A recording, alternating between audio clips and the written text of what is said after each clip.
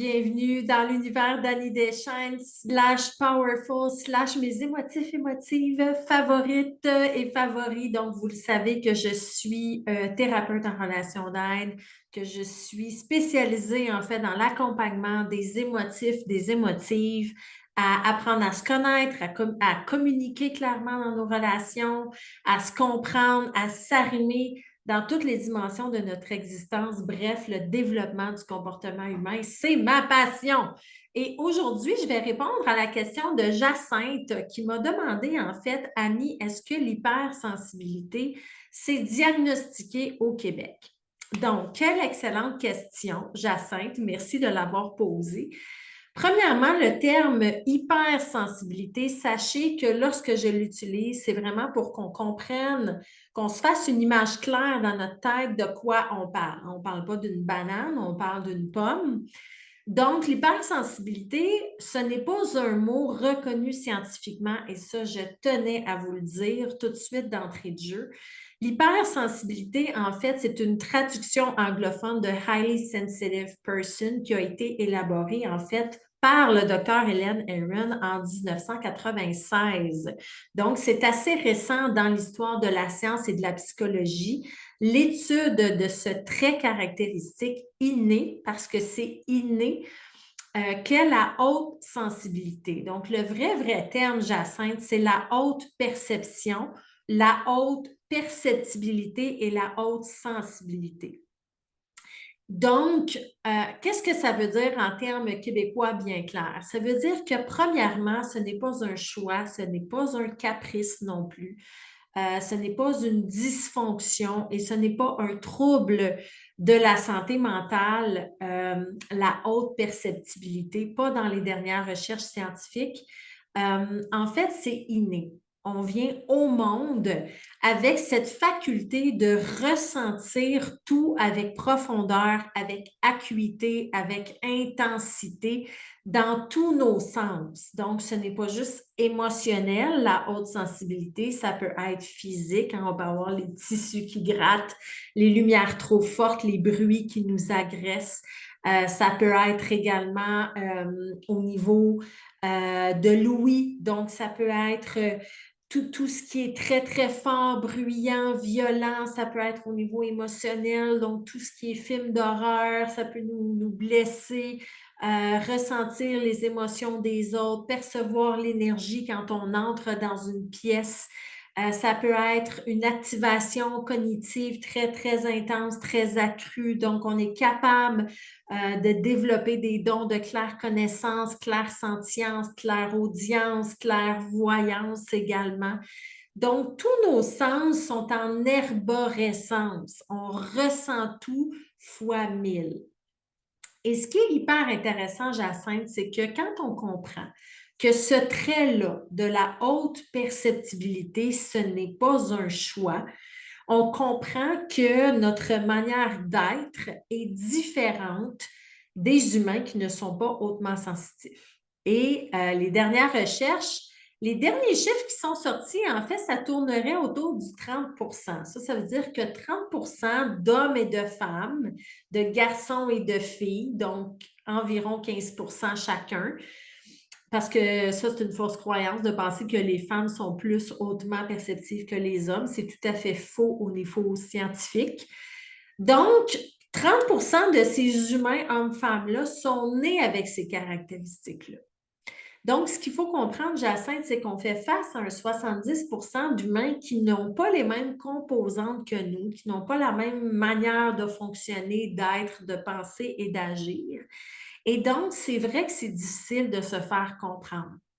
C'est vrai qu'on paraît parfois pour des êtres dramatiques, intenses, trop perceptifs, trop sensibles, trop émotifs, avec des difficultés d'adaptation, des difficultés d'apprentissage. Donc, ce que j'aimerais répondre aujourd'hui à tous les Jacinthes de ce monde et à tous les Annie de cet univers, c'est que quand on apprend à vivre en cohérence et en harmonie avec ce trait de la haute perceptibilité, on arrête de subir la haute sensibilité. Donc, ça ne devient plus un handicap.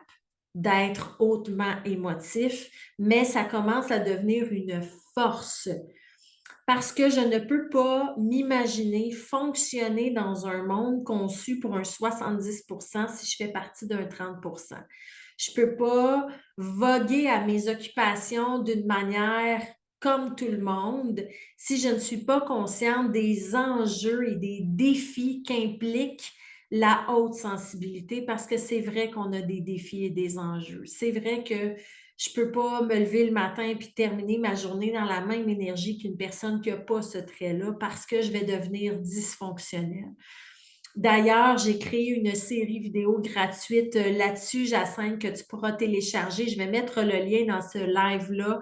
Vous allez pouvoir la télécharger tout à fait gratuitement. Il y a 3 ou 4 vidéos pour désamorcer les crises émotionnelles, donc les highs, les downs d'anxiété, d'état dépressif, de hautes émotions, ben le fun, de basses émotions très difficiles.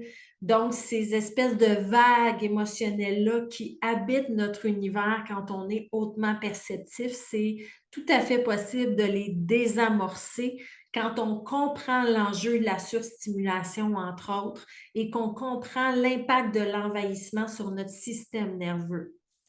Donc, je vous invite à la télécharger. Vous allez avoir beaucoup, beaucoup de réponses. Vous allez vous reconnaître dans ça et vous allez voir que finalement, ce n'est pas si dramatique que ça d'être hautement perceptif. Moi-même, j'en suis une. J'ai dédié les 12 dernières années de ma vie à l'étude de ce trait là, de ce trait inné-là, de la personnalité. J'ai un garçon adolescent aussi hautement perceptif. Donc, non, ce n'est pas diagnostiqué au Québec puisque ce n'est pas un trouble. Par contre, il y a différents tests qui ont été élaborés par des docteurs reconnus, dont le docteur Erin, qui a été une des premières, en fait, à élaborer le test de l'hypersensibilité en 27 points que j'ai joint aussi à ce live-là. Donc, vous pourrez le faire. C'est une auto-évaluation, en fait, le docteur Aaron a observé les traits majeurs d'une personne hautement perceptive, comment ça se passe dans notre cerveau, comment ça se passe dans notre quotidien, c'est quoi les comportements, les habitudes de vie, les agissements, les impacts sur l'environnement que l'environnement a sur nous et que nous, on a sur l'environnement quand on est hautement perceptif. Donc, ça ajoute beaucoup plus de clarté et ça amène des réponses à ben, comment ça se fait donc que je suis autant agressée, par exemple, quand je suis en public?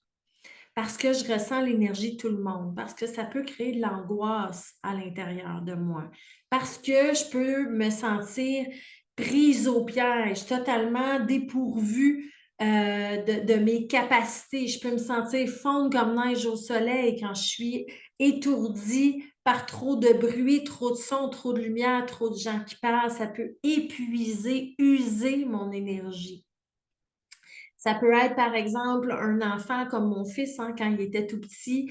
C'était un enfant très, très empathique, donc très à l'affût des besoins de ses petits amis, à prêter ses jouets, à être à l'écoute des autres, mais très épuisé à la fin de ses journées. C'est un enfant qui avait besoin beaucoup de dormir, qui avait de la difficulté à se concentrer jusqu'à temps que j'identifie ce trait-là grâce au test de l'hypersensibilité du docteur Aaron.